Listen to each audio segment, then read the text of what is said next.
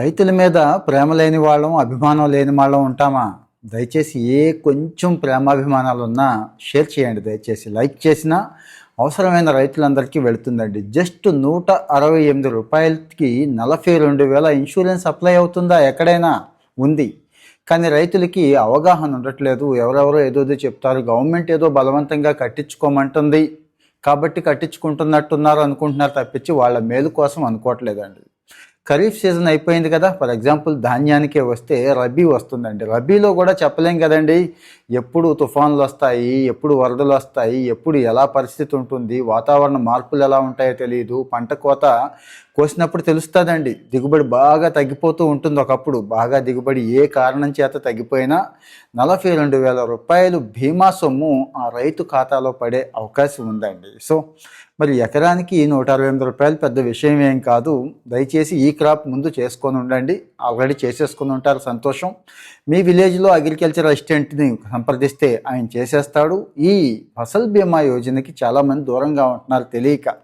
So దయచేసి ఈ ఫసల్ బీమా యోజనని ఇమ్మీడియట్గా వాడేసుకోండి. ఎందుకు ఇమ్మీడియట్ అంటున్నానంటే ఈ నెలాఖరికి లాస్ట్ డేట్ అండి. తర్వాత అవకాశం ఉండదు మనం చేసుకోవాలన్నా. తర్వాత ఏదైనా జరిగి నష్టపోతే పెట్టుబడి ఎంత పెడతారు, ఎంత శ్రమ వచ్చి పాపం ఎంత కష్టపడతారని తెలిసిందే కదా. ఆ ఇబ్బంది ఉండకూడదని షేర్ చేస్తున్నాను.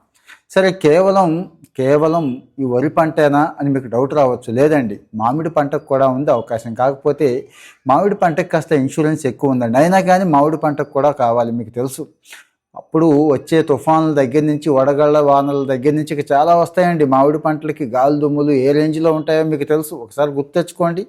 మామిడి చేతికి వచ్చే టైంకి, ముందు వచ్చే టైంకి, అంటే పూత పిందె దగ్గర నుంచి స్టార్ట్ అయిపోతుంది. విపరీతమైన మంచు కురవటం దగ్గర నుంచి చివరిలో గాలులు, విపరీతమైన తుఫాన్లు ఉంటాయి కదండి. వీటన్నిటికీ పరిష్కారం ఇదే ఫసల్ బీమా యోజన. కాకపోతే 2,250 రూపాయలు చెల్లిస్తే ఇక్కడ వరి కంటే కూడా ఎక్కువండి. 45,000 రూపాయలు బీమా వస్తుంది. ఇది అగ్రికల్చర్ ఆఫీసర్లు చెప్తారు, అగ్రికల్చర్ అసిస్టెంట్లు చెప్తారు, ప్రభుత్వం ప్రచారం చేస్తూ ఉంటుంది. కానీ రైతులకి చేరదండి.